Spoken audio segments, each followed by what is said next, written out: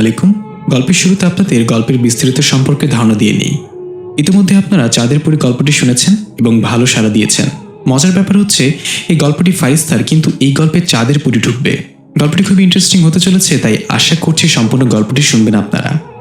আপনারা যারা চাঁদের পরি গল্পটি এখনো শুনেননি তারা আগে চাঁদের পরি গল্পটি শুনে আসবেন। আজকের এই ঘটনাটি পাঠিয়েছেন গালিব আবরার। তাহলে চলে যাচ্ছি মূল ঘটনাতে। তার আগে সবার কাছে অনুরোধ থাকবে, যারা যারা চ্যানেলটি সাবস্ক্রাইব করেননি অবশ্যই সাবস্ক্রাইব করে নেবেন এবং লেখকের ফেসবুক পেজ ডিসক্রিপশন বক্সে দেওয়া আছে, অবশ্যই লাইক দিয়ে ফলো করে দিবেন। তো চলুন গল্পে যাওয়া যাক। রাত তখন 3:32। আশপাশ সম্পূর্ণ নিঃশব্দতায় মোড়া। হাসপাতালে সিকিউরিটি চেয়ারে বসে মাথা দেয়ালের সাথে লাগিয়ে নাসিকা গর্জন করে ঘুমাচ্ছে।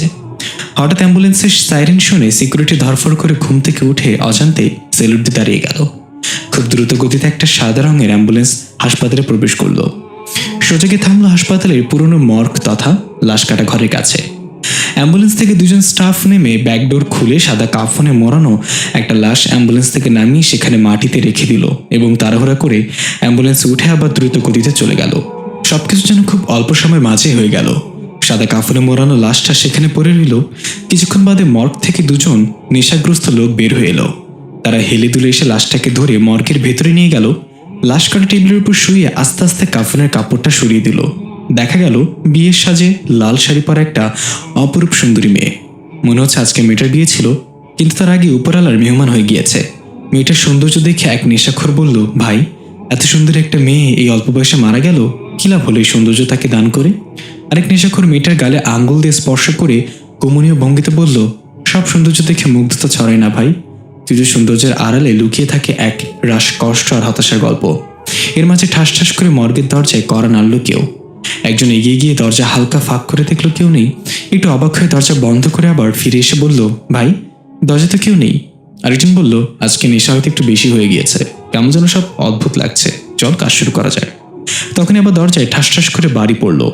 এবার দুজনে বিরক্ত এগিয়ে গিয়ে দরজা পুরো খুলে দিয়ে একটু রাগান্বিত কণ্ঠে জিজ্ঞাসা করলো, এই কে বারবার বিরক্ত করছে, কে? দেখা গেল পুরাতন একটা শাড়ি পরিহিত বৃদ্ধা নারী লাঠিতে ভর দিয়ে দাঁড়িয়ে আছে। তাদের মাঝে একজন জিজ্ঞাসা করলো, এই বুড়ি, কে তুই? এত রাতে এখানে কি করিস? বৃদ্ধা মাথা তুলে অদ্ভুত এক হাসিতে বলল, আমার মায়াটা মইরা গেছে বাপ, আজকের বিয়া ওর কথা ছিল, কিন্তু তারা ওরে বাঁচতে দেয় নাই।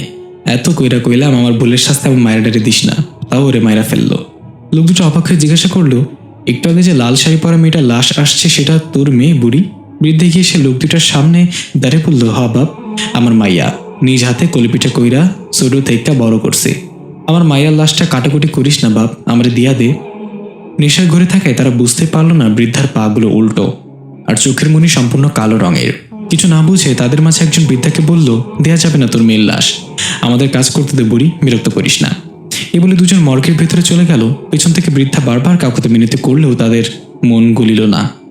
তারা যখন ভেতরে এসে মেয়েটার লাশ কাটার জন্য তার বদন হতে শাড়ি খুলছিল, তখন আবার দরজায় শব্দ। খুব বিরক্ত হয়ে বলল, না, এই বুড়ি তো আমাদের কাজ করতে দিবে না। এক কাজ কর, তাকে ধরে নিয়ে হাসপাতালের বাইরে ছেড়ে দিয়ে আয়। কথা মতো একজন চলে গেল দরজা খুলে বুড়িকে বের করে দিতে। সে বের হতেই বুড়ি তার পায়ে পড়ে বলল, বাপ, আমরা শেষবারের মতো মায়াডারে একটু দেখতে দে, তারপর আমি চলে যাবো, খালি একটু দেখবো মায়াডারে। লোকটা একটু ভেবে বলল, ঠিক আছে, মনে থাকে যেন, দেখার পর আরে বিরক্ত করবি না, সোজা চলে যাবি এখান থেকে। বৃদ্ধা আশ্বাস দিল। তারপর লোকটা বৃদ্ধাকে নিয়ে ভেতরে গেল। অন্যজন জানতে চাইলো, আরে তুই বুড়িকে ভেতরে কেন নিয়ে এসেছিস? সে বলল, একবার তার মেয়েকে দেখে চলে যাবে বলেছে, দেখতে দে শেষবারের মতো আদরের মেয়েকে। বৃদ্ধা কাঁদতে কাঁদতে এগিয়ে গেল মেয়েটার লাশের দিকে। ওই দুজন লোক পিছনে দাঁড়িয়ে আছে। বৃদ্ধা মেয়েটার লাশের কাছে গিয়ে চেহারায় হাত বোলাতে বোলাতে ঠোঁটের কোণে পৈশাচিক হাসি ভেসে উঠল। হঠাৎ বৃদ্ধার মুখ থেকে সাদা রঙের জোনাকি পোকার মতো কিছু একটা বের হয়ে মেয়েটার নাক দিয়ে প্রবেশ করলো। মেয়েটার মৃতদেহ হালকা কেঁপে উঠল। বৃদ্ধা মেয়েটার কানের কাছে মুখ নিয়ে আদরে গলায় ডাক দিল, সামারুন, এই সামারুন। হঠাৎ অবাক করে দিয়ে মৃত মেয়েটা ধাপ করে চোখ খুলে বৃদ্ধার দিকে তাকিয়ে অদ্ভুত এক হাসিতে বলল, এসেছো মা? পেছনে দাঁড়িয়ে থাকা দুজনের নেশা কেটে গেল এটা দেখে। ভয়ার্ত চোখে তারা তাকিয়ে আছে। এটা কিভাবে সম্ভব? ভয়ে তারা দুজন দৌড়ে সেখান থেকে বের হতে নিলে আপনা আপনি দরজা বন্ধ হয়ে গেল ধপাস করে। দেখা গেল বৃদ্ধা ভয়ানক রূপ ধারণ করেছে। চেহারায় নাক, মুখ বা চোখ কিছুই নেই। ভয়ানক পুড়ে যাওয়া মানুষের চামড়ার মতো কালো তার চেহারা। দুজন লোক চিৎকার করে সাহায্য চাইল, তার আগে এক ঝটকা গিয়ে বৃদ্ধা তাদের দুজনের মুখ চেপে ধরে পেছনের দরজার সাথে লাগিয়ে তাদের আত্মার শেষে নিল। নিথর দেহগুলো সেখানে ফেলে দিল। লাশ কাটা টেবিল থেকে মেয়েটা ধীরে ধীরে নেমে এসে বৃদ্ধার সামনে হাঁটু গেড়ে বসে বলল, নতুন জীবন দেওয়ার জন্য আমি কৃতজ্ঞ থাকবো তোমার কাছে। দৃশ্য পরিবর্তন। একটা স্কুলের দেখা মিলল, ক্লাস শুরুর ঘন্টা বেজে উঠলে সকল ছাত্রছাত্রী খেলাধুলা এবং আড্ডা বাদ দিয়ে নিজ নিজ ক্লাসে চলে গেল। ক্লাস 6-এর হিস্ট্রি পিরিয়ড চলছে। সবার শেষের বেঞ্চে একটা মেয়ের টিচারের লেকচারের মন না দিয়ে খাতে কিছু অঙ্কন করছে। টিচারের চোখে এটা পড়লে টিচার লেকচার দিতে দিতেই হেঁটে গিয়ে মেয়েটার কাছে গিয়ে দাঁড়ালো। এ তো মেয়েটার কোনো পরিবর্তন আসলো না, মেয়েটা এক মনে কিছু আঁকছে। টিচার একটু গলা খাকুনে দিয়ে বলল, এই মেয়ে, কি করছো তুমি? মেয়েটা টিচারের দিকে না তাকিয়ে নিজের কাজ করতে করতে বলল, বনানী 4 নম্বর সেক্টরের 5 নম্বর রোডের কুলসুম বিল্ডিংয়ের 3 তালা। টিচার সহ বাকি স্টুডেন্টরা হা করে রইল। টিচার ধমক দিয়ে বলল, এটা কি? মেয়েটা এবার আঁকা বন্ধ করে কলম রেখে মাথা উঠিয়ে বলল, এটা একটা ভালো চক্ষু হাসপাতালের অ্যাড্রেস। আপনি এত কাছে দাঁড়িয়ে জিজ্ঞাসা করছেন আমি কি করছি, তার মানে আপনার চোখে সমস্যা আছে। টিচার ধমক দিয়ে বলল, এই মেয়ে, দাঁড়াও তুমি। মেয়েটা সুন্দর করে বেঞ্চের উপর দাঁড়িয়ে পড়লো। টিচার বলল, আমি কি তোমাকে বেঞ্চের উপর দাঁড়াতে বলেছি? মেয়েটা মাথা চুলকে বলল, বেঞ্চের উপর না দাঁড়ালে আপনাকে চোখ নিচু করে কথা বলতে হবে। টিচার হয়ে আমার সামনে চোখ নিচু করে কথা বলবেন, এটা তো ঠিক না। এখন বরাবর আছে।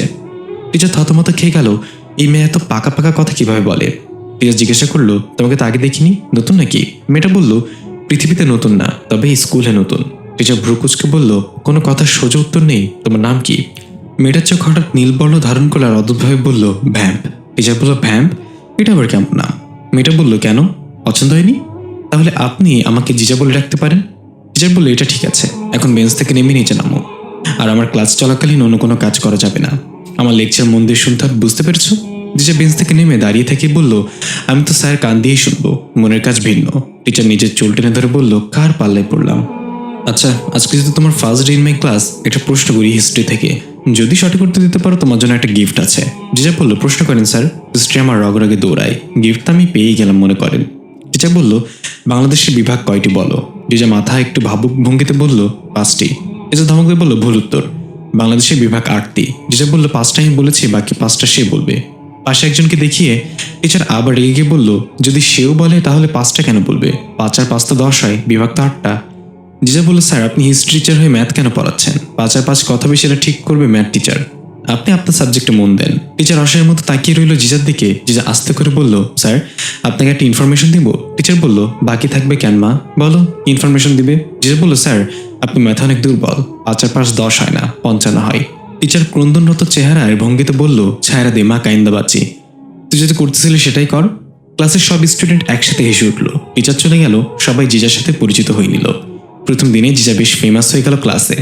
আর জিজার নীল রং বর্ণ চোখ সবাইকে মুগ্ধ করেছিল। টিফিন টাইম চলছিল স্কুলে। জিজা পুকুরের ঘাটতলায় পানিতে পা ভিজে বসেছিল। পা দিয়ে পানি নেড়ে নেড়ে গুনগুন করে অন্য এক ভাষায় গান গাচ্ছিল। পুকুরের ছোট ছোট মাছগুলো জিজার পায়ে ঠোকর মারছিল। হঠাৎ জিজা খেয়াল করলো পুকুরের অন্য প্রান্তে তার বয়সে একটা মেয়ে দাঁড়িয়ে আছে, গাছের সাথে হেলান দিয়ে। মেয়েটা জিজার দিকে তাকিয়ে আছে আর এক দৃষ্টিতে। জিজা হাত দিয়ে হাই দিল মেয়েটাকে, কিন্তু মেয়েটা কোনো সাড়া দিল না।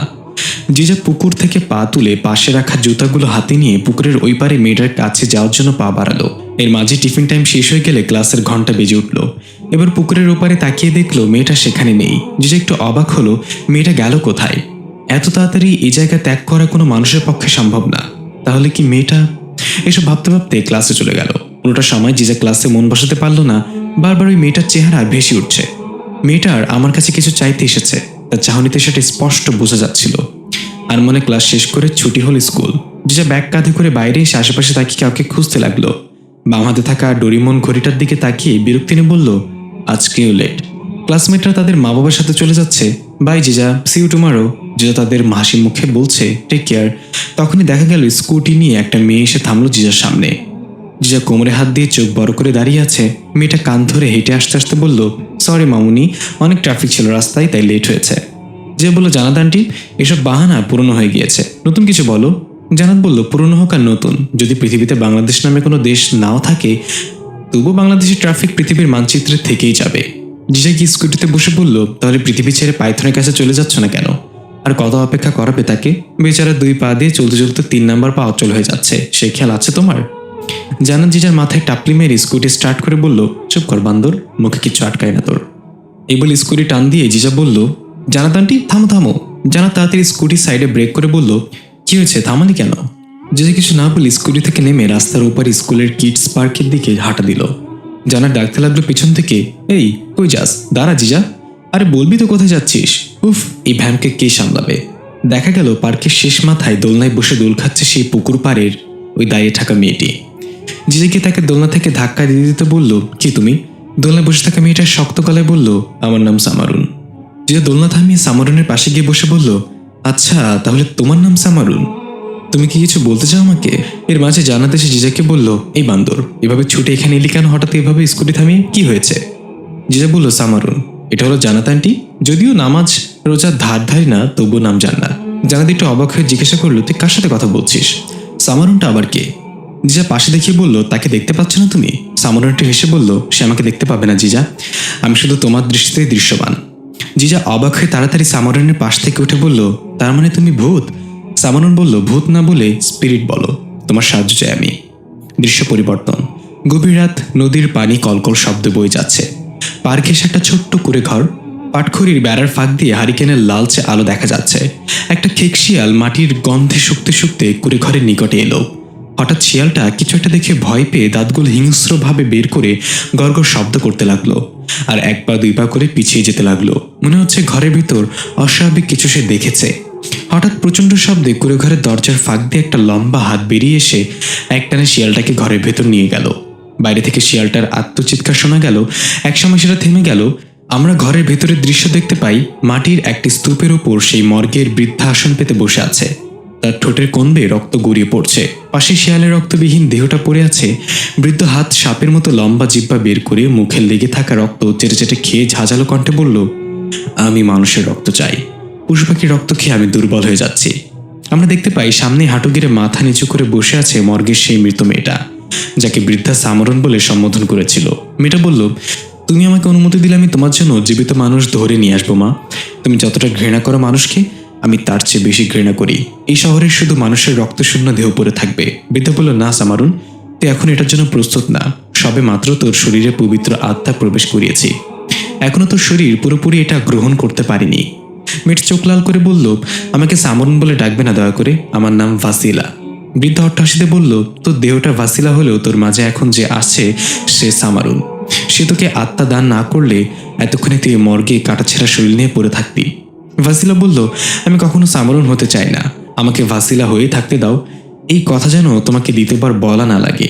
এই বলে ভাসিলা ধীরে ধীরে দাঁড়িয়ে বেরিয়ে যেতে লাগলো ঘর থেকে। পেছন থেকে বৃদ্ধা ডাক দিয়ে বলল, যেখানে যার সকাল হওয়ার আগে ফিরে আসতে হবে, মনে থাকে যেন। ভাসিলা ঘর থেকে বের হয়ে চোখের পলকে হারিয়ে যাওয়ার মতো মিলিয়ে গেল। বৃদ্ধা অদ্ভুত একটা হাসি দিয়ে মনে মনে বলল, রাজা গারকুন, তুমি আমাকে ঘুল রাজ্য থেকে নির্বাসন করেছ। তুমি কি ভেবেছ আমি জানি না তোমার মেয়ে এই পৃথিবীতে আছে? এদিকে জিজা ছাদের রেলিংয়ের উপর বসে বাইরের দিকে পা দিয়ে ঝুলাচ্ছে। আকাশে অর্ধ চাঁদটা মেঘের আড়ালে ঢাকা পড়ে গেল। টিমটিম করে তারাগুলো জ্বলজ্বল করছে। আকাশের দিকে তাকিয়ে একা একাই বলল, খুব ব্যস্ত তোমরা তাই না? একজন আছে তার রাজ্য নিয়ে, আরেকজন ট্রেনিংয়ের জন্য বিদেশে। এত করে বললাম আমাকে মারিদ্রাজে নিয়ে যেতে, রানী ফারিস্তা তো আমার কথা কানেই নেয় না। অমন কান থাকাচ্ছে না থাকা ভালো। আর মিস্টার তালিফের কথা নাই বা বললাম। এর মাঝে পেছন থেকে জানাতে সে ভৌ করে উঠল জিজাকে ভয় দেখানোর জন্য, কিন্তু জিজা ভয় না পেয়ে একটু হেসে বলল, তোমার পাইথন কি তোমাকে বলেনি আমাদের উপর ওসব কাজ করে না? জানাত বলল, সে আমাকে আরো অনেক কিছু বলেনি, এখনো তার মুখ থেকে ভালোবাসি কথাটা বের করতে পারলাম না। আবার অন্য কথা, জিজা বলল, ভালোবাসি কথাটা তার মুখ থেকে বের করতে হলে আগে তার মুখে সেটা ঢোকাতে হবে। জানাত জিজার পাশে বসে কৌতূহলে বলল, এটা কিভাবে করবো আমি? জিজা বলল, এবার যখন পাইথন আসবে তখন তুমি তাকে নিয়ে একটা ক্যান্ডেল ডিনারের আয়োজন করবা। দুজন সামনাসামনি বসে একজন আরেকজনের চোখের দিকে তাকিয়ে থাকবে ভালোবাসার দৃষ্টিতে। জানাত জিজার মুখ থেকে কথা কেড়ে নিয়ে বলল, তারপর আমি তার চোখে তাকিয়ে বলবো, পাইথন, নিশা তোমার বাবার গাঞ্জার ক্ষেত ছিল, না হলে তোমার চোখে এত নেশা কেন? তোমার চোখে তাকালে আমি মাতাল হয়ে যাই। জিজা বিরক্ত গলায় বলল, ওর গাঞ্জা করবে ডি, তোমাকে নিয়ে কুরবানিও হবে না, ভালোবাসা তো অনেক দূরে থাক। জানাত ধমক দিয়ে বলল, হয়েছে হয়েছে, আমাকে জ্ঞান দেওয়া লাগবে না। রাত কয়টা বাজে হুঁশ আছে? চল ঘুমাতে চল। জিজা গলা ফাটিয়ে বিশ্বরে গান গাইতে লাগলো। একটু পর পাশের বাসার জানালা খুলে এক মহিলা রাগান্বিত কণ্ঠে বলল, রাত 2টা বাজে কোন কুত্তা ঘেউ করতেছে? জিজা গান থামিয়ে জান্নাতকে বলল, টাইম জানার জন্যই গান গাইলাম, মাত্র 2টা বাজে, তুমি যাও আমি আসছি। জান্নাত অবাক হয়ে হাত তালি দিয়ে বলল, তোর ছোট্ট মাথায় এত বুদ্ধি আটে কেমনে? তবে সব আকাইম্মা বুদ্ধি। জিজা বলল, ব্লুটুথ চালু করো, কিছু বুদ্ধি তোমাকে দান করি। জান্নাত বলল, মাফও চাই দোয়াও চাই, আমি গেলাম, তুই তাড়াতাড়ি নিচে আয়, রাত অনেক হয়েছে। এই বলে জান্নাত চলে গেল। কিন্তু একটু পর আবার ব্যাগ এসে জিজ্ঞাসা করলো, আচ্ছা জিজা, বিকালে যে সামরুন নামের অদৃশ্য মেয়েটার সাথে কথা বললি, শেষে কি বললো সে? কি সাহায্য চাই তোর কাছে? জিজা বলল, সে তার অতীত ভুলে গিয়েছে, তার নাম ছাড়ার কিছুই মনে নেই, কিভাবে মারা গেল, তার আপন বলতে কে কে আছে কিছু জানে না সে। জান্নাত বলল, দেখিস ভালো করে বুঝে শুনে তাকে বিশ্বাস করিস। তোর যদি কোনো ক্ষতি হয় তাহলে রানী ফারিস্তার আগে পায়থান আমাকে মেরে ফেলবে। জিজা বলল, চিন্তা করো না, আমি বুঝে শুনে চিন্তা ভাবনা করে সবসময় ভুল পথে পা বাড়াই, এবারও তার ব্যতিক্রম হবে না। জান্নাত কপাল চাপড়ে চলে গেল নিচে। জিজা মুচকি হেসে আবার পা ঝুলাতে লাগলো আর গুনগুন করে গান গাইতে লাগলো। হঠাৎ জিজার চোখ গেল রাস্তার দিকে। একটা লাল ড্রেস পরা মেয়ে হাঁটতে হাঁটতে এসে থমকে দাঁড়িয়ে গেল। আশেপাশে তাকিয়ে কাউকে বা কিছু একটা খুঁজতে লাগলো। জিজা ছোট ছোট করে মাথা একটু এগিয়ে মেয়েটার চেহারা দেখার চেষ্টা করলো, কিন্তু বোঝা গেল না। হঠাৎ 4-5 জন বখাটে ছেলে ওদিক থেকে নেশাগ্রস্ত অবস্থায় আসছিল। তারা এত রাতে শুনশান রাস্তায় মেয়েটাকে দেখে টিচ করতে লাগলো বিভিন্নভাবে। একজন শীষ দিচ্ছিল, আরেকজন আবার তাচ্ছিলর হাসি হাসছিল। দুইজন মেয়েটাকে স্পর্শ করার চেষ্টা করলো। আশ্চর্যের বিষয়, মেয়েটার মাঝে তেমন কোনো প্রতিক্রিয়া নেই। সে চুপচাপ দাঁড়িয়ে সব মেনে নিচ্ছিল, কাউকে বাধাও দিচ্ছে না। কিন্তু জিজা এটা মেনে নিতে না পেরে ছাদের রেলিংয়ে দাঁড়িয়ে ডাক দিল, ভাইরা আমার। ছেলেগুলো থেমে গিয়ে খুঁজতে লাগলো কে ডাক দিল, কোথা থেকে ডাক দিল। লাল ড্রেস পরা মেয়েটা উপরের দিকে তাকিয়ে জিজার সাথে সাথে চোখ মেলালো। ছেলেগুলো দেখতে পেল একটা বাচ্চা মেয়ে 2তলার ছাদের রেলিংয়ে দাঁড়িয়ে আছে একদম কার্নিশ ঘেঁষে। ছেলেগুলোর মাঝে একজন বলল, এই পিচ্ছে, এত রাতে ছাদে কি, যা ভেতরে যা। এই বলে ছেলেগুলো আবার মেয়েটাকে টিচ করতে লাগলো। জিজা বলল, হয় মেয়েটাকে যেতে দাও, না হয় তোমরা চলে যাও, এটাই শেষ সুযোগ তোমাদের। ছেলেগুলোর মাঝে একজন ধমক দিয়ে বলল, আর একটা কথা বললে উপরে এসে ধাক্কা দিয়ে ফেলে দেবো ছাদ থেকে। জিজা একটু মুচকে এসে বলল, তোমার কষ্ট করে উপরে আসবে কেন, আমি নিচে আসছি। এই বলে ছাদ থেকে লাফ দিল জিজা। ছেলেগুলো চিৎকার করে চোখ বন্ধ করে ফেললো। ধীরে ধীরে চোখ খুলে দেখতে পেল জিজা হাসি মুখে দাঁড়িয়ে আছে তাদের সামনে। জিজা হাত উঠে বলল, হ্যালো বখাটেস। ছেলেগুলো তাকিয়ে দেখলো লাফ দিয়ে যেখানটায় পড়েছে সেখানে পাকা সড়কটা দেবে গিয়েছে। ছেলেগুলো ভয় ভয় বলল, বাবা মাফ করে দাও, আমরা চলে যাচ্ছি। এই চল চল, এটা কোনো সাধারণ বাচ্চা না। তারা চলে যাচ্ছিল যে অদ্ভুত এক কণ্ঠতে ডাক দিল, বখাটেস। তারা থেমে গিয়ে পেছনে তাকিয়ে কাঁপা কাঁপা গলায় বলল, চলে যাচ্ছে তো বাবু, আবার কেন ডাক দিলে। যা 1 পা 2 পা করে এগিয়ে গিয়ে একটা রহস্যময় হাসিতে একজনকে হাতের ইশারায় ছুঁড়ে ফেলে দিল। সে একটু দূরে গিয়ে পার্ক করে রাখা কালো একটা গাড়ির সাথে সাথে ধাক্কা খেল। গাড়িটা পেছনে গিয়ে গাছের সাথে ধাক্কা খেয়ে টু টু শব্দ করতে লাগলো। এটা দেখে বাকিগুলো ভয়ে চিৎকার করে ভৌ দৌড় দিল উল্টে পাল্টে। জিজা উচ্চস্বরে বলতে লাগলো, বলে আমার সামনে পড়বি না তোরা, মেরে হাড্ডি গুড্ডি পিষে ফেলবো। রাগে গজগজ করতে করতে বা জিজা লাল ড্রেস পরা মেয়েটার দিকে এগিয়ে গেল। মেয়েটা এখনো শান্তভাবে দাঁড়িয়ে আছে। জিজা গিয়ে বলল, আপনি এত রাতে রাস্তার ঘোরাঘুরি করছেন কেন, বাসা কোথায় আপনার, আগে তো কখনো এখানে দেখিনি। মেয়েটা বলল, আমার নাম ভাসিলা, আমি এখানে নতুন এসেছি। কিন্তু তুমি কে, এত শক্তি তুমি কোথায় পেলে। জিজা তার কথা হিরিয়ে বলল, দেখুন ভ্যাসলিন আন্টি। মেয়েটা বলল, ভ্যাসলিন না ভাসিলা। যে বলল সে যাই হোক, আপনাকে তো আর লাগাচ্ছি না আমি। শুনেন, এত রাতে রাস্তায় ঘোরাঘুরি করবেন না এভাবে, প্রতিদিন আমি ছাদে আসি না, আজকে আমি দেখেছি বলে বেঁচে গিয়েছেন। ভাসিলা বলল, তুমি কিন্তু আমার প্রশ্নের উত্তর দাওনি, কে তুমি। জিজা কান চুলকাতে চুলকাতে বলল, প্রশ্ন পছন্দ না হলে আমি পরীক্ষার খাতে উত্তর দেই না। এই বলে জিজা উল্টো ঘুরে হাঁটা দিল বাসার দিকে। ভাসিলা ডাকতে বলল, আমি উত্তর খুঁজে নেব, চিন্তা করো না। জিজা পেছনে তাকিয়ে যেতে বলল, এটার কঠিন কি, দক্ষিণের অপোজিট দিকে উত্তর। এদিকে দেখা যাচ্ছে বকাটে ছেলেগুলো দৌড়াতে দৌড়াতে এসে এক জায়গায় থেমে হাঁটুতে ভর দিয়ে কুকুরের মতো জিব্বা বের করে হাঁপাতে লাগলো। তাদের চেহারায় ভয় আর আতঙ্ক। একজন কোনো মতে বলল, আর জীবনে কোনো মেয়ের দিকে খারাপ নজরে তাকাবো না, কি দেখলাম এটা আজকে। আরেকজন হাসতে হাসতে বলল, আজকে শেষবার তাকাবো, কাল থেকে ভালো হয়ে যাবো। পুনরা অবাক হয়ে জিজ্ঞাসা করলো, মানে। ছেলেটা মুখে একটা শয়তানি হাসি দিয়ে আঙ্গুল দিয়ে ইশারা করলো। দেখা গেল লাল ড্রেস পরা মেয়েটা মানে ভাসিলা এদিকে হেঁটে আসছে। একটা ছেলে বলল, বাহ, শিকার তো দেখি পায়ে হেঁটে শিকারের কাছে আসছে। এই মেয়ের জন্য আমাদের বন্ধুত্বকে আহত অবস্থায় ফেলে পালিয়ে আসতে হয়েছে, একে তো আজ দেখে নেব। আরেকটা ছেলে বলল, ঠিক বলেছিস, কাল থেকে আমরা ভালো হয়ে যাব, আজকে শেষবারের মতো এনজয় করা যাক। ভাসিলা কাছাকাছি চলে আসলে ছেলেগুলো তার পথ আটকে দাঁড়িয়ে বলল, স্বেচ্ছায় যাবি নাকি জোর করতে হবে। ভাসিলা রক্তলাল ঠোঁটের কোণে এক পৈশাচিক হাসি দিয়ে বলল, স্বেচ্ছায়। দৃশ্য পরিবর্তন, সামারন সবুজে ঘেরা একটা মাঠে গন্তব্যহীনভাবে দৌড়াচ্ছে। আশেপাশে রং বেরঙের প্রজাপতি আর বিভিন্ন পাকপাখালি উড়ে বেড়াচ্ছে। হঠাৎ দৌড়াতে দৌড়াতে সামরন পা পিছলে পড়ে গেল মুখ থুবড়ে। সামরন অনুভব করলো তার সামনে কেউ এসে দাঁড়িয়েছে। আস্তে আস্তে মাথা তুলে তাকিয়ে দেখলো সাদা রঙের একটা রাজকীয় পোশাক পরা খুব সুন্দরী যুবতী মেয়ে দাঁড়িয়ে আছে, মুখে অমায়িক হাসি নিয়ে।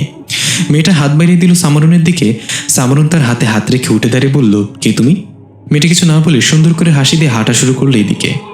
ছোট্ট সামরন তার পিছু নিল। মেয়েটা খুব ধীরে ধীরে হাঁটছে, তবুও সামরন দৌড়ে তার নাগাল পাচ্ছে না।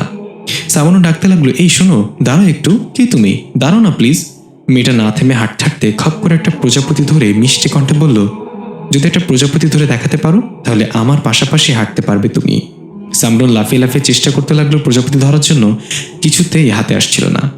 অনেকক্ষণ চেষ্টা করার পর ক্লান্ত হয়ে সামরন বসে পড়ল। মেয়েটা থেমে গিয়ে পেছনে ঘুরে সামরনের কাছে এসে একটা প্রজাপতি ধরে সামরনের কাঁধে রেখে বলল, এখানে কিভাবে এলে তুমি?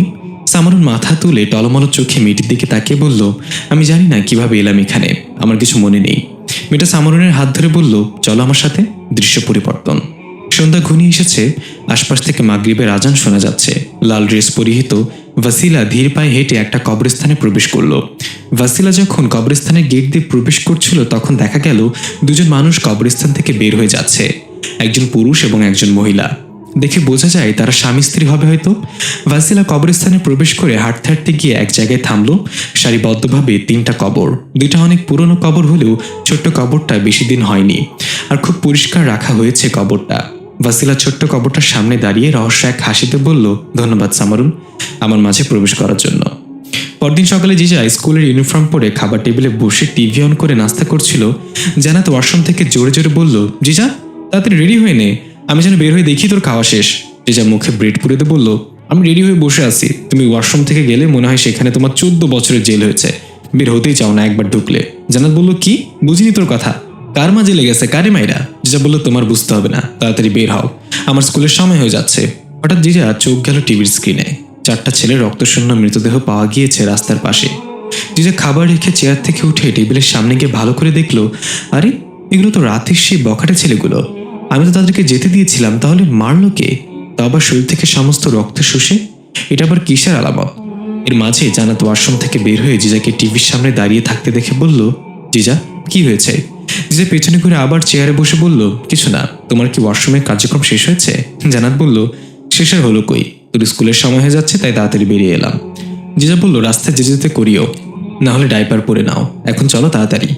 জানাত তাড়াহুড়ো করে রেডি হয়ে এসে জিজার জুতার ফিতা বেঁধে দিতে দিতে বলল, বাসার সামনে একটা গাড়ি ভেঙে চুরে পড়ে আছে দেখলাম, শুনলাম একটা ছেলেকে আহত অবস্থায় হাসপাতালে নিয়ে যাওয়া হয়েছে, বলে তো এটা তুই করিসনি? জিজা বলল, আমি মিথ্যা কথা বলি না আন্টি। জানাত বলল, তোকে কতবার বলা হয়েছে নিজের শক্তি এভাবে প্রকাশ করা যাবে না, এটা যদি তালিব বা রানী ফারিস্তা জানতে পারে তাহলে আমাকে ধমকাবে। জিজা বলল, ভয় পেও না, যদি তারা জানতে পারে তাহলে সব দোষ আমি তোমার উপর চাপিয়ে নিজেকে বাঁচিয়ে নেব, জানো না, বাপে বাঁচলে নিজের নাম। জানাত জিজার হাতে থাপ্পড় মেরে বলল, নিজে বাঁচলে বাপের নাম হবে ওটা। যে বলল, সেটা যাই হোক, এখন যেন তালিফ অথবা রানী ফারিস্তা জানতে না পারে, তাহলে তুমিও পারবে। এই বলে ব্যাগটা দিনে বের হয়ে গেল। জানাত চিন্তিত চেহারায় বলল, এই মেয়ে আমাকে কোন বিপদে ফেলে আল্লাহ জানে। দৃশ্য পরিবর্তন। ঘুরে ঘুরে ভাসিলা মৃতের মতো শুয়ে আছে একটা কফিন বক্সের মতো ভিতরে। বৃদ্ধা একটা ছোট্ট পাত্রে রক্তের সাথে এক ধরনের পাতার রস মিশিয়ে কাপা কাপা হাতে ভাসিলার মুখের দিকে এগিয়ে দিল। ভাসিলা কোনো নড়াচড়া করছে না দেখে বৃদ্ধা নিজের হাতে ভাসিলার মুখ হালকা ফাঁকা করে রক্ত মিশ্রিত রসটা ঢেলে দিল মুখে। এরপর একটা লাল কাপড় দিয়ে ভাসিলাকে ঢেকে দিয়ে বৃদ্ধা উঠে কুড়িঘর থেকে বাইরে বের হলো। দেখা গেল সে গাছের ছায়া লক্ষ্য করে হাঁটছে, সূর্যের আলো যেখানে পড়েছে সেদিকে যাচ্ছে না। হঠাৎ গাছের ছায়া ভেদ করে হালকা রৌদ্র বৃদ্ধার হাতের উপর পড়তেই বৃদ্ধা চিৎকার করে উঠল, তার হাতের ওই জায়গাটা জ্বলে গিয়েছে। বৃদ্ধা তাড়াতাড়ি গাছের ছায়ার নিচে গিয়ে নিজেকে আবৃত করে নিল আর আগে গজগজ করতে করতে বলল, এ কেমন অভিশাপ দিয়েছ আমাকে রাজা গারকুন, আমি সূর্যের আলোয় যেতে পারি না, এই অভিশাপ থেকে আমাকে মুক্ত হতে হবে, এর প্রতিকার আমার খুঁজে বের করতেই হবে। হঠাৎ একটা কণ্ঠ ভেসে আসলো, এর প্রতিকার আমার কাছে আছে। বৃদ্ধা রহস্যময় এক হাসিতে বলল, ডালিয়া। গাছের আড়াল থেকে অদ্ভুত সুন্দরী এক মেয়ে দৃশ্যমান হলো বৃদ্ধার সামনে। মেয়েটা সুন্দর করে হাসিতে বলল, আমার কণ্ঠ শুনে চিনে ফেললে আমাকে? বলতে হবে, বয়স হলো তোমার মস্তিষ্ক এখনো তলোয়ারের মতো ধারালো। বৃদ্ধা বলল, তুই এখানে কেন? ডালিয়া বলল, তোমাকে নির্বাসন করা হয়েছে শুনে অনেক খারাপ লেগেছে, সাথে হলেও তুমি আমাকে সেদিন বাঁচিয়েছিলে। পাইথনের আঘাতে আমি ছিলাম মৃতপ্রায়, তুমি আমাকে না বাঁচালে আজকে আমি এখানে দাঁড়িয়ে থাকতাম না। বৃদ্ধা বলল, তাহলে আমার উপকারের প্রতিদান দেওয়ার সময় এসেছে তোর। ডালিকটা হেসে বলল, রাজা গারকুনের মেয়ে জিজা, তার হৃৎপিণ্ড খেতে হবে তোমাকে, তাহলে তুমি অভিশাপ থেকে মুক্তি পাবে। বৃদ্ধা চোখ লাল করে বলল, তাই যদি হয় তাহলে আমি গারকুনের মেয়ের হৃৎপিণ্ড চিবিয়ে খাবো খুব শীঘ্রই। গারকুন বুঝতে পারবে আপনজন হারানোর কষ্ট কতটুকু। ডালিয়া বলল, তুমি কি মনে করেছো গারকুনের মেয়ে ডাল ভাত? তুমি চাইলে আর সে তোমাকে তার হৃৎপিণ্ড খুলে দিয়ে দিবে? মনে রেখো বুড়ি, জিজা একজন ভ্যাম্প, সে তোমার মতো হাজার হাজার ডাইনিকে পিষে ফেলার ক্ষমতা রাখে। এদিকে জিজা স্কুলে পৌঁছে ক্লাসে ঢুকতেই থমকে দাঁড়িয়ে গেল। একদম শেষের বেঞ্চে সামরন বসে আছে। জিজা একটু হাসি দিয়ে সামরনের কাছে গিয়ে টেবিলে ব্যাগ রেখে বলল, হ্যালো এলাই, যখন বেঁচে ছিল তখন কি সময়ের আগে স্কুলে পৌঁছে বসে থাকতে? সামরন বলল, আমার তো মনেই নেই কখন স্কুলে গিয়েছিলাম কিনা। জিজা ব্যাগ থেকে একটা বই বের করে সামরনের সামনে দিয়ে বলল, এটা পড়ো তো। সামরন বই খুলে কিছুক্ষণ তাকিয়ে থেকে বলল, এগুলো তো জের জবর ছাড়া আরবি লেখা, কিভাবে পড়বো? জিজা বলল, আরে বইটা উল্টো করে ধরেছো তুমি। সামরন একটু হেসে বইটা সোজা করে ধরে বলল, উপস, এটা তো বাংলা বই, এখানে লেখা আছে একটা সুন্দর বাক্য, আমি মানুষের সামনে কুকুর হয়ে বসে থাকি তাদের ভেতরের কুকুরটাকে দেখার জন্য। জিজা বলল, তার মানে তুমি স্কুলে গিয়েছিলে, এখন খুঁজতে হবে তুমি কোন স্কুলে পড়তে। আচ্ছা, তোমার কি কিছুই মনে নেই আগের কথা? সামরন জিজার কানের কাছে এসে বলল, সবাই তোমার দিকে তাকিয়ে আছে। জিজা আশেপাশে তাকিয়ে দেখলো ক্লাসের অন্যান্য স্টুডেন্টরা হা করে তাকিয়ে আছে। যে বিড়বিড় করে বললই, নিশ্চয়ই তারা আমাকে পাগল ভাবছে এখন। সামরন মাথা ঝাঁকিয়ে বলল, হ্যাঁ। একটা মেয়ে জিজ্ঞাসা করলো, জিজা তুমি কার সাথে কথা বলছো? জিজা বিব্রত হয়ে সামরনের দিকে তাকিয়ে বলল, এবার আমি কি উত্তর দেব? সামরন বলল, সেটাই যেটা তুমি সবসময় দাও। জিজা একটু ভেবে সামরনের দিকে তাকিয়ে সুন্দর করে হাসিতে বলল, প্রশ্ন পছন্দ না হলে আমি উত্তর দিই না, নিজের কাজ করো যাও। এর মাঝে ক্লাসে টিচার প্রবেশ করলো। সবাই দাঁড়িয়ে একসাথে বলে উঠল, গুড মর্নিং টিচার। হঠাৎ সামরনের মস্তিষ্কে বাড়ি মারলো এমন কিছুই ঝাপসা ভাবে। একটা ক্লাসরুম, বাচ্চারা দুষ্টামি করছে, ক্লাসের দেওয়ালগুলোতে বিভিন্ন গ্রাফিতি আঁকা। এর মাঝে টিচার প্রবেশ করলো। সবাই একসাথে বলে উঠল, গুড মর্নিং টিচার। সামরন মাথা চেপে ধরলো, কুকড়ে ওঠে। নিজে ফিসফিস করে বলল, কি হয়েছে সামরন, কিছু মনে পড়েছে? সামরন বলল, আমি আমার স্কুলের কিছু দৃশ্য দেখতে পেয়েছি, আমি আমার ক্লাসমেটদের দেখতে পেয়েছি। ক্লাসরুমের দেয়াল সুন্দর সুন্দর গ্রাফিতি করা। টিচারকে সবাই গুড মর্নিং জানিয়েছে। যে বলল, বাহ, দারুণ ইনফরমেশন কালেক্ট করেছ, আশা করি 20 থেকে 25 বছরের মাঝে তোমার সেই স্কুলের খোঁজ পেয়ে যাবে। সামরন ভ্রুকুচকে বলল, মজা করছো কেন? যে বললো, তো কি করবো, আশেপাশে তাকিয়ে দেখো এই ক্লাসরুমে সুন্দর সুন্দর গ্রাফিতি আঁকা আছে, এখানেও টিচারকে গুড মর্নিং বলা হয়, এখানেও বাচ্চারা দুষ্টামি করে, তাহলে কি তুমি এই স্কুলে পড়েছ? সামরন মুখ বাঁকে অভিমান করে চলে যেতে লাগলো। জিজা ফিসফিস চিৎকার করে বলল, এই কোথায় যাচ্ছ, দাঁড়াও। সামরন টিচার ধমক দিয়ে বলে উঠল, আমার ক্লাসে ফিসফিস করে কে কথা বলে? জিজা চুপ হয়ে গেল। টিচার তার মতো করে পড়িয়ে যাচ্ছে, কিন্তু জিজা জানালা দিয়ে উকি মেরে সামরনকে খুঁজে যাচ্ছে আর মনে মনে ভাবছে, মেয়েটার সাথে মজা করা ঠিক হয়নি, এখন কোথায় গেল, ধুর, ভাল লাগে না কিছুই। ভাবতে ভাবতে জানালার দিক থেকে চোখ সরিয়ে সামনে তাকাতে দেখলো টিচার নাকের ডগায় চশমা দিয়ে চোখ রাঙিয়ে তাকিয়ে আছে সামনে দাঁড়িয়ে। জিজা হি হি করে বলদের মতো হেসে বলল, গুড নাইট টিচার। টিচার ধমক দিয়ে বলল, তোমার মন কোথায় জিজা, পড়ায় মন দিচ্ছ না কেন?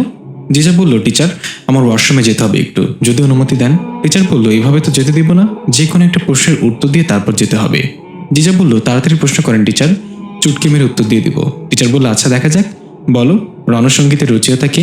জিজা মাথা চুলকে একটু ভেবে বলল, ফারহানা বেগম। স্টুডেন্টরা সবাই হু হু করে হেসে দিল। টিচার ধমক দিয়ে সবাইকে থামিয়ে বলল, এটা কেমন উত্তর?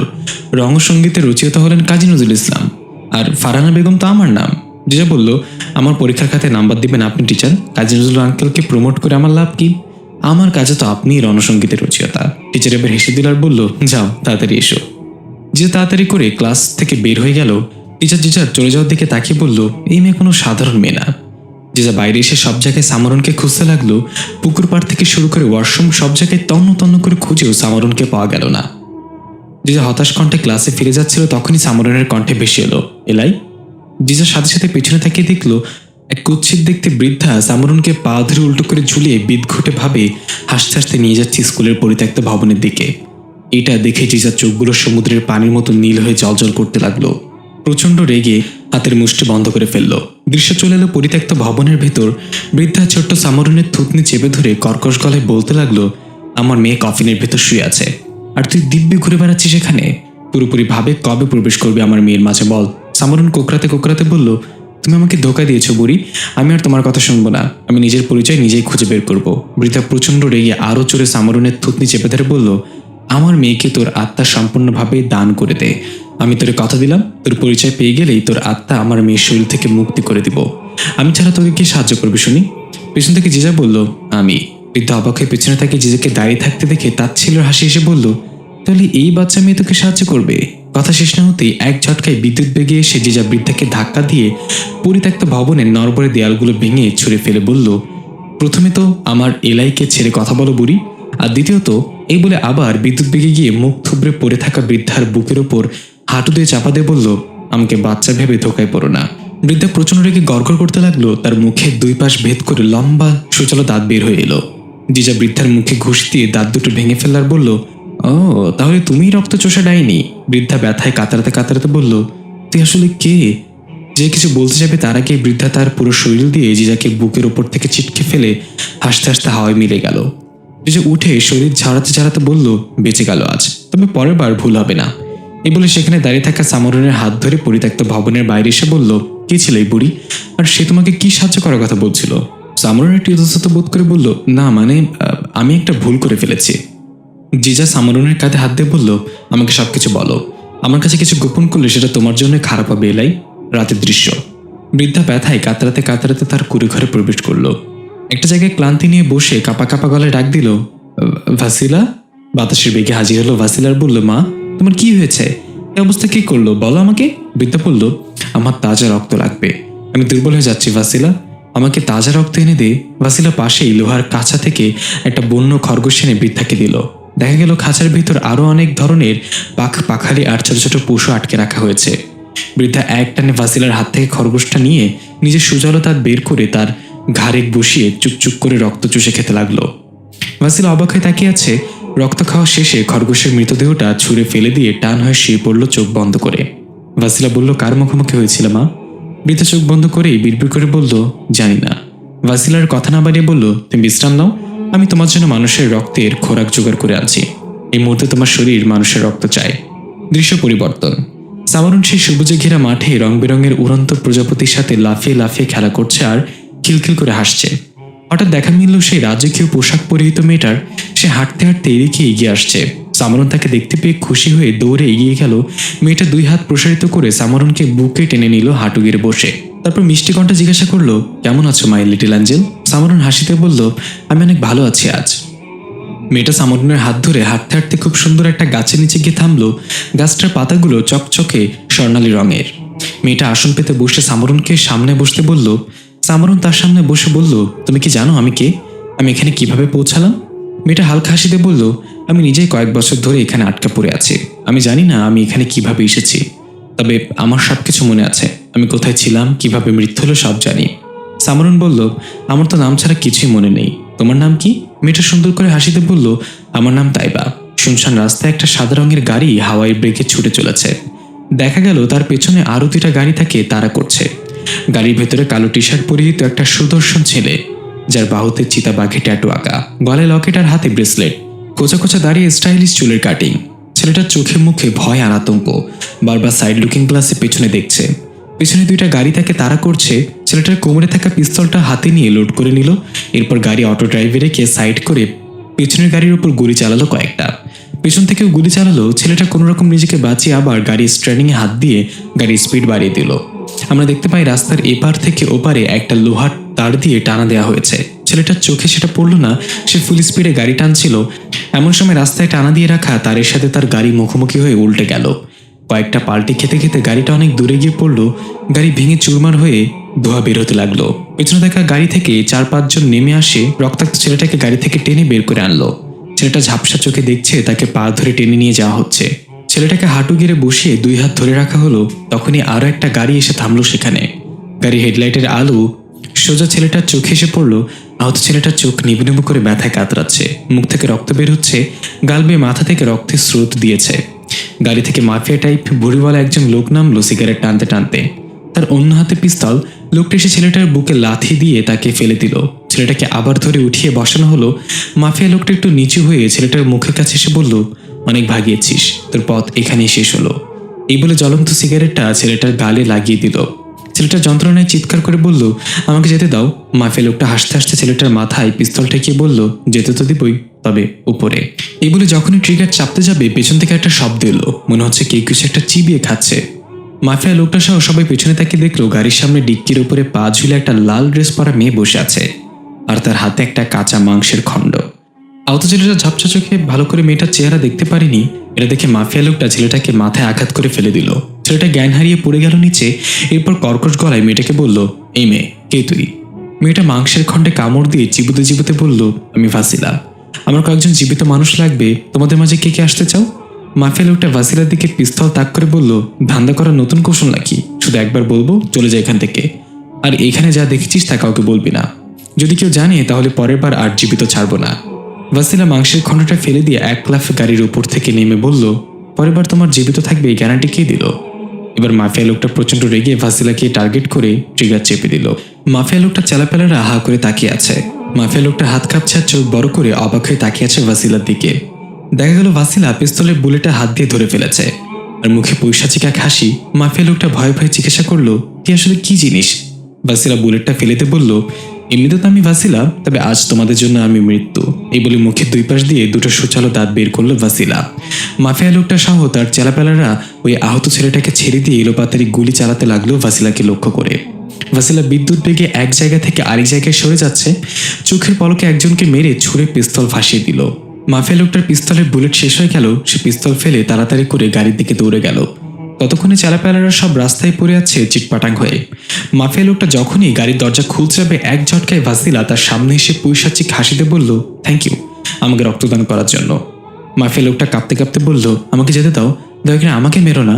ভাসিলা তার মাথাটা ধরে খপ করে ঘাড়ে কামড় বসিয়ে দিল। লোকটা তার জীবনের শেষ চিৎকার করে উঠল।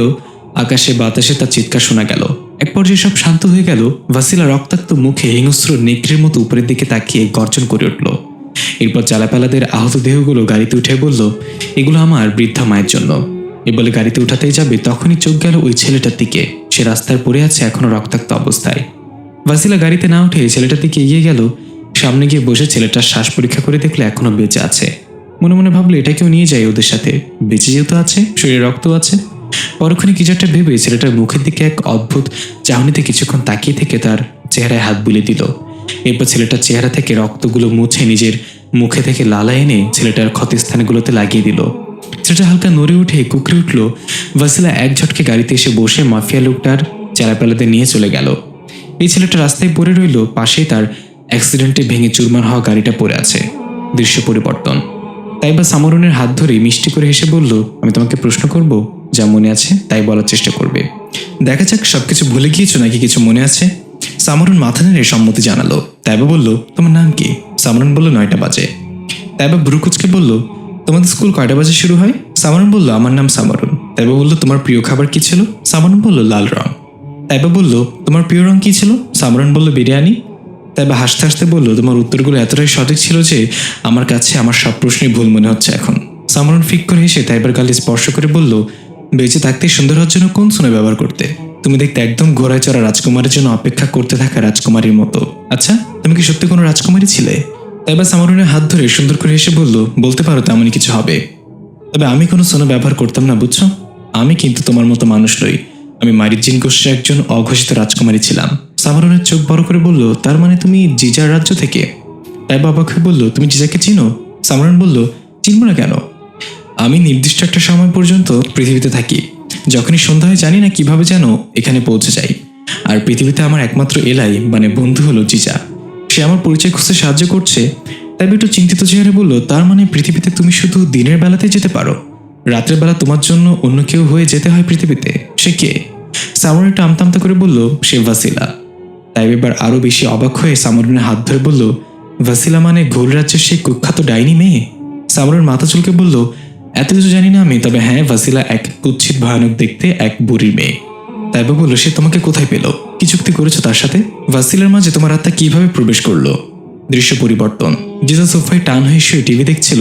জানাতার রুম থেকে বেরিয়ে এসে বলল, টিভি সাউন্ড কমিয়ে দেখা যায় না জিজা? আমি তো ঘুমাচ্ছিলাম। জিজা আর চোখে জানাতের দিকে তাকিয়ে বলল, খোঁজ নিয়ে দেখো, এখনো হাঁস মুরগিও ঘুমায়নি, আর তুমি ঘুম এসে পড়েছ। এই জন্যই পাইথন তোমাকে পাত্তা দেয় না। জানাত রেগে গিয়ে বলল, বান্দর, ঘড়ির দিকে তাকিয়ে দেখ কয়টা বাজে, রাত 2টা বেজে গিয়েছে। এতক্ষণে হাঁস মুরগি ডিম তৈরি করার প্রক্রিয়া সম্পন্ন করে নাক ডেকে ঘুমাচ্ছে।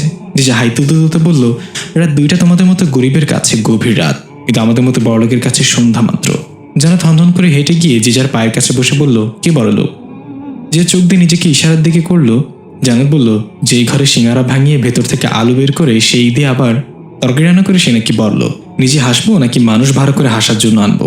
জিজা টিভি রিমোট দিয়ে জানাতের হাতে বাড়িতে বলল, সিঙ্গারা বানানোর সময় আলু লাগে, বানানো হয়ে গেলে আলুর কাজ কি? শুধু শুধু আলু অপচয় করে লাভ আছে কোনো? তাই সেই আলু দিয়েই তরকারি রান্না করি। বড়লোক হতে পারি, তবে অপচয়কারী নয়। আমি তো এত বড় লোক না যে সামান্য কাশি হলেও আইসিইউতে ভর্তি হই। ছোটখাটো চিকিৎসা আমি এমনি নেই না। জানাত বলল, তোর চাপার উপর দিয়ে ট্রেন গেলেও কিচ্ছু হবে না রে মা, এখন দয়া করে টিভি সাউন্ড কমিয়ে দে, আমি একটু ঘুমাই। জিজা ঠাস করে রিমোট আছাড় দিয়ে ভেঙে ফেলার বলল, সাউন্ড তো কমবে না, চাইলে আমি তোমার কান কেটে দিতে পারি যাতে টিভির সাউন্ড তোমার কানে না যায়। জানাত উপরে তাকিয়ে 2 হাত তুলে বলল, এই কোন বিপদে ফেললে আল্লাহ, এবার তোর বাবা আসুক, দেখিস তোকে যদি মাইন্ড না খাওয়ায় তাহলে আমার নাম বদলে রাখবি। জিজা বলল, ধুর, বদলে আবার কেন রাখবো, কুলসুম রেখো, তোমার সাথে এই নামটা খুব মানাবে। জানাত ধমক দিয়ে উঠে হনহনিয়ে চলে গেল নিজের রুমে। জিজা মুচকে এসে বলল, তোমাকে জ্বালাতে আমার এত ভালো লাগে, ঢালো আগুন, আরো ঢালো। হঠাৎ জানালার কাছ থেকে কিছু একটা শব্দ আসতে লাগলো। মনে হচ্ছে কেউ পাথর দিয়ে জানালার কাছে স্ক্র্যাচ দিয়েছে। জিজা লাফ দিয়ে উঠে বসে পড়লো। এরপর সোফা থেকে নেমে লাইট জ্বালিয়ে জানালার দিকে এগিয়ে গেল। ততক্ষণে শব্দটা থেমে গিয়েছে। জিজা দেখতে পেল জানালার পর্দার ওপাশে লম্বা একটা ছায়ামূর্তি দেখা যাচ্ছে। সে হাত নাড়িয়ে নাড়িয়ে কিছু একটা করছিল। জিজা দূর থেকে জিজ্ঞাসা করলো, কে ওখানে? ওখানে কে? কিন্তু কোনো রেসপন্স এলো না ওদিক থেকে। জিজা এবার একটু রেগে হনহন করে গিয়ে এক টানে জানালার পর্দাটা সরিয়ে ফেললো। অবাক হয়ে দেখলো এখানে তো কেউ নেই। তাহলে ওটা কি ছিল? হঠাৎ জিজার সামনে একটা বাতাস বয়ে গেল। জিজার চুলগুলো উঠতে লাগলো। মনে হলো কেউ বুঝি খুব দ্রুত বেগে সামনে দিয়ে চলে গেল। জিজা নিজের গালে হালকা ব্যথা অনুভব করতে লাগলো। হাত দিয়ে গালে স্পর্শ করে আঙ্গুলের মাথার দিকে তাকিয়ে দেখলো নীল রঙের তরল লেগে আছে। এটা জিজার রক্ত। তার মানে কেউ বাতাসে বেগে এসে জিজার গাল কেটে দিয়েছে। জিজার রক্তটা আঙুলে টলতে টলতে মুচকে এসে বলল, তাহলে আমার সাথে হাইড অ্যান্ড সিক। এদিকে ওয়াসিলা গাড়িতে করে ওই মানুষগুলোকে নিয়ে এসে কুড়িঘরের সামনে থামলো। গাড়ির শব্দ পেয়ে ভেতর থেকে বৃদ্ধা আতঙ্ক ভরা গলায় বলল, কে কে এসেছে এত রাতে? ওয়াসিলা গাড়ি থেকে নেমে একটা আদমরা লোককে এক হাতে টানতে টানতে নিয়ে ঘরে প্রবেশ করে লোকটাকে বৃদ্ধার দিকে ছুড়ে মেরে বলল, আমি এসেছি। বৃদ্ধা বলল, কি করেছিস তুই? এটা কে? ওয়াসিলা বলল, এটা তোমার রাতের খোরাক। গাড়িতে আরো 4 জন আছে, তাদেরকে খাঁচায় বন্দি করে রাখবো। সময় মতো নিজের খোরাক পূরণ করে নিও। বৃদ্ধা রেগে বলল, তোকে না বলেছে এসব না করতে? তুই এখনো প্রস্তুত না? সামরন তোকে শুধু রাতের জন্য আত্মাদান করেছে। দিনের বেলা তুই মৃত। আগে পুরোপুরিভাবে সামরনের আত্মা নিজের মধ্যে আয়ত্ত করে নে, তারপর যা খুশি তা করিস। ওয়াসিলা রেগে গিয়ে এক ঝটকায় বৃদ্ধার চোখের কাছে চলে আসলো। বৃদ্ধা ভয় পেছনে পড়ে গেল। ওয়াসিলা বলল, আমি জানি আমার কি করতে হবে। তোমার ভুলের জন্য আমি আজ অর্ধমৃত হয়ে এই নরকখ্যাত পৃথিবীতে এসে পড়ে আছি। আমাকে শিখাতে এসো না। বৃদ্ধা ঝাঁঝালো কণ্ঠে বলল, আমি তোর মা। আমি জানি তোর জন্য কোনটা ভালো কোনটা খারাপ। এই পৃথিবীর মানুষদের তুই চিনিস না। এরা আমাদের চেয়েও বেশি ভয়ানক হয়। বুকে টেনে নিয়ে রুহু বের করে নিয়ে যাবে, তুই টেরও পাবি না। ওয়াসিলা আর কোনো কথা না বলে সোজা হন করে বের হয়ে গেল ঘর থেকে। বৃদ্ধা পেছন থেকে ডাকতে লাগলো, ওয়াসিলা, একটু পর সকাল হয়ে যাবে, ফিরে আয়, এখন বাইরে যাস না। কিন্তু ওয়াসিলা কোনো কথা না শুনে গাড়ি থেকে বাকি আধমরা দেহগুলো নামিয়ে খাঁচায় রেখে গাড়িতে উঠে ফুল স্পিডে টান দিল। পরের দিন সকালে স্কুটি করে জান্নাতের সাথে স্কুলে পৌঁছেছে জিজা। ক্লাসমেটরা জিজাকে দেখে হাই জানাচ্ছে। জান্নাত বলল, বা 2 দিনই সবাইকে আপন করে নিয়েছিস। জিজা বলল, এটা আমার স্পেশাল পাওয়ার, মানুষকে খুব তাড়াতাড়ি আপন করে নিই, সবার সাথে মিশে যাই খুব সহজে। জান্নাত বলল, তোর বয়স এটা ঠিক আছে, কারণ তোর দুষ্টামি খরচ, কিন্তু বেইমানি না। যখন বড় হইবি তখন এই অভ্যাসটা বদলে ফেলিস। তুই খুব সহজে মানুষকে আপন করে নিবি, মানুষ থেকে সস্তা ভাবা শুরু করবে। পরিশ্রমবিহীন হীরাও মানুষের কাছে ইটের টুকরো। জিজা মাথা নুয়ে বলল, মনে থাকবে তোমার কথা। আমি যাই এবার, সাবধানে ফিরে যাও বাসায়, আর বিকালে টাইম মতো আসবে কিন্তু। জান্নাত জিজার কপালে চুমু দিয়ে স্কুটি স্টার্ট করে বাইক বলে চলে যেতে লাগলো। জিজা স্কুলে প্রবেশ করতে লাগলো স্লো মোশনে। যখনই জিজা স্কুলের গেটে পা রাখলো, হঠাৎ পেছন থেকে বিকট একটা শব্দ এলো। জিজা আতকে উঠে পেছনে তাকিয়ে চোখ বড় করে কান্না জড়িত কণ্ঠে চিৎকার করে উঠল, জান্নাত আন্টি। দেখা গেল বাসের ধাক্কায় জান্নাত স্কুটি সহ হাওয়ায় ভেসে উড়ে গিয়ে বৈদ্যুতিক খুঁটির সাথে বাড়ি খেয়ে নিচে পড়ে গেল। ইমার্জেন্সি সাইরেন বাজিয়ে হাসপাতালের সামনে একটা অ্যাম্বুলেন্স এসে থামলো। দূরে 2 জন ওয়ার্ড বয় বের হয়ে আসলো। অ্যাম্বুলেন্সের ব্যাকডোর খুলে অক্সিজেন মাস্ক পরানো জান্নাতের রক্তাক্ত দেহটা নামানো হলো। ফ্লোর টেবিলে করে জান্নাতকে দ্রুত অপারেশন থিয়েটারের দিকে নিয়ে যাওয়া হচ্ছে। জিজা জান্নাতের হাত তখনও শক্ত করে ধরে আছে। নীলচে চোখগুলো আজ অশ্রু সিক্ত জিজার। অপারেশন থিয়েটারের সামনে জিজাকে থামিয়ে দেওয়া হলো। জিজা জোর করতে লাগলো, আমি ভেতরে যাব, প্লিজ আমাকে অনুমতি দেন। আন্টিকে একা ছাড়বো না।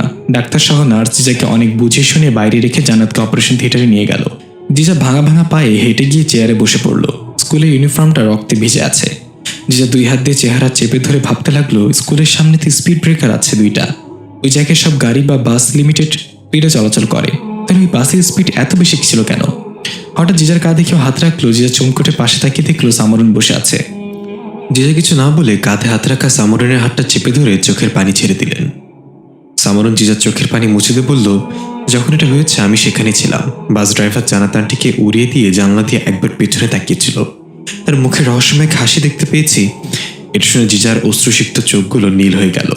রাগে গজগজ করতে করতে বলল, আমি যা ভাবছিলাম এটা কোনো অ্যাক্সিডেন্ট ছিল না, ইচ্ছে করেই কেউ জান্নাত আন্টিকে টার্গেট করেছে। ওই বাস ড্রাইভারকে খুঁজে বের করতে হবে। সামরন বলল, তোমার কি মনে হয় এতক্ষণ আমি লুডো খেলে এসেছি? আমি সেখান থেকে ওই বাসের পিছু নিয়েছি, আমি জানি তাকে কোথায় পাওয়া যাবে। জিজা বসা থেকে উঠে বলল, তাহলে যাওয়া যাক। এর মাঝে অপারেশন থিয়েটার থেকে ডাক্তার বের হলো হাতের গ্লাভস খুলতে খুলতে। জিজা তাড়াতাড়ি এগিয়ে গিয়ে বলল, আঙ্কেল আমার আন্টি কেমন আছে? ডাক্তার জিজার গালে হাত দিয়ে বলল, শান্ত হও অ্যাঞ্জেল, তোমার আন্টির মাথায় প্রচন্ড আঘাত পেয়েছে। আমরা সর্বোচ্চ চেষ্টা করছি। 24 ঘন্টার মাঝে জ্ঞান না ফিরলে তাকে আর বাঁচানো সম্ভব হবে না, বাকিটা সৃষ্টিকর্তার ইচ্ছে। জিজা বলল, আঙ্কেল আমি কি এখন আন্টিকে এক পলক দেখতে পারি? ডাক্তার বলল, নো মাই চাইল্ড, তাকে আইসিইউতে রাখা হয়েছে 24 ঘন্টার অবজারভেশনে। তোমার গার্ডিয়ান কোথায়? কাউকে খবর দাওনি? তোমার আন্টির